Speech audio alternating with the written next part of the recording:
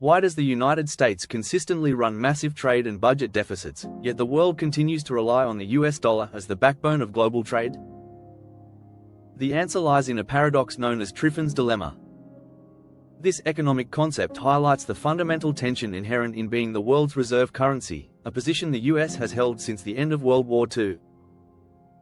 To understand this, we need to go back to 1944, to the Bretton Woods Conference.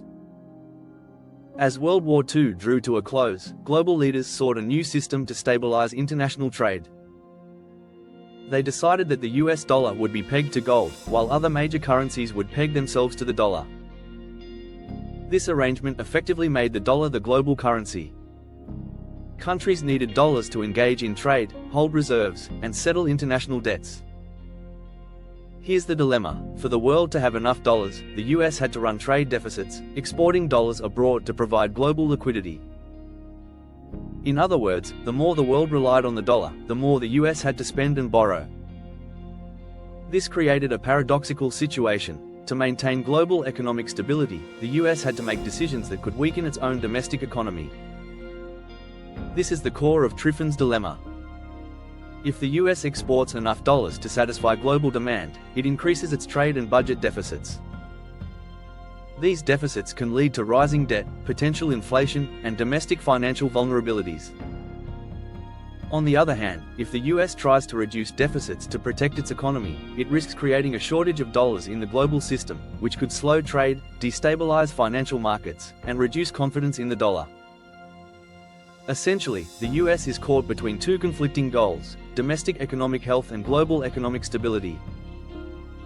History shows how this dilemma has unfolded. By the 1960s, US deficits had grown so large that foreign governments began to question whether the US could maintain the gold backing of the dollar. This eventually led to the 1971 Nixon Shock, when the US ended dollar convertibility into gold, effectively moving to a fiat currency system. Despite this change, the dollar maintained its reserve status because of trust, economic dominance, and the liquidity of US markets, but the fundamental tension identified by Triffin remained. Over the decades, US deficits continued to grow. Large trade deficits fund global liquidity, allowing other nations to trade and invest with dollars, while the US benefits from lower borrowing costs and enormous global influence. But this system comes at a cost: debt accumulation, fiscal strain, and the risk that global confidence in the dollar could erode if deficits continue unchecked. Triffin's dilemma also explains why countries and investors look for alternatives to the dollar. Some have turned to currency baskets, others to gold, and more recently, digital assets like Bitcoin are being considered as ways to reduce reliance on a single national currency.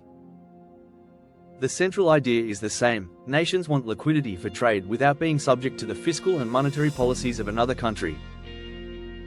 The dilemma highlights the double-edged nature of reserve currency status.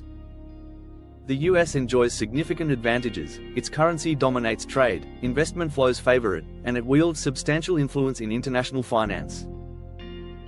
Yet this role forces the US into persistent deficits and leaves the domestic economy exposed to risks associated with over-reliance on foreign demand for dollars. Understanding Triffin's dilemma is essential for grasping the forces shaping global finance today. It's why debates about US debt, trade deficits, the dollar's role in global reserves, and the emergence of alternative currencies are so important. The decisions made by one country, the US, can ripple across the global economy, influencing everything from international trade agreements to the value of savings held by individuals around the world. In short, Triffin's dilemma is a reminder that global economics is not just about numbers, it's about trust, power, and balance. The paradox shows us that the very act of maintaining global economic stability can create domestic vulnerabilities, and that the world's monetary system is a delicate dance between national interest and global need.